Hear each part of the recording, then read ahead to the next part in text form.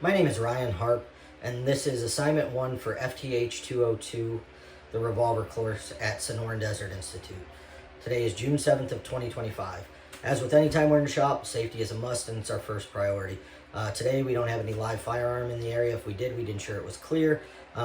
We never have any live ammunition in our work area. We keep it separate from where we're working. We also wear proper PPE anytime we're in the area. Question number 1 for today's assignment is, what were some deficiencies in past revolver designs that led to improvements in modern designs?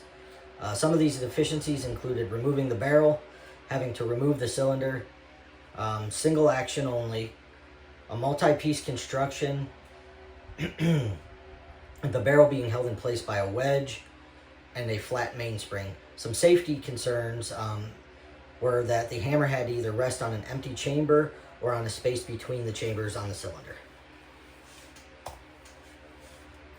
Some modifications to address question number 2, which is what modifications or adjustments were made to address these deficiencies and how did they work, are number 1, to avoid removing the barrel, there was a cutaway put in the recoil shield, which allowed a percussion cap to be installed. There was an addition of a loading lever to allow the operator to push the ball in while keeping the firearm completely assembled. You had the addition of break action revolvers, which allowed the entire rear of the cylinder to be exposed, and then finally the swing out cylinder, which allowed for easy access without compromising any structural integrity. When it comes to firing, the number 1 modification to address the deficiency was the advent of the double action revolver. I know they tried some levers and switches to kind of make a double action, but that's not the way the double action today works. Today's double action is done, a single pull of the trigger does both jobs. It will draw the hammer all the way to the rear and release the sear, allowing the weapon to fire. Another issue that comes up is the structural safety of the firearm. The inclusion of a top strap allowed the firearm to be more stable and deal with the pressures of today's smokeless powder. The threaded and pinned barrel was a major modification to address for structural integrity. It also allowed for tighter tolerances. When it comes to safety, the largest move towards safety was the addition of the transfer bar or the hammer block. The transfer bar fills the intentional space between the hammer and the firing pin when the trigger is pulled, and the hammer block works in the adverse, or the opposite. The hammer block blocks the hammer from falling and hitting the firing pin unless there is an intentional trigger pull.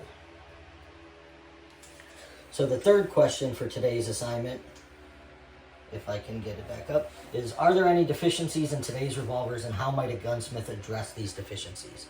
So my quick answer is no. The deficiencies that we have today are creature comforts, such as adjusting trigger pull or adjusting the speed or the timing on the cylinder. But other than that, the major modifications have all been done.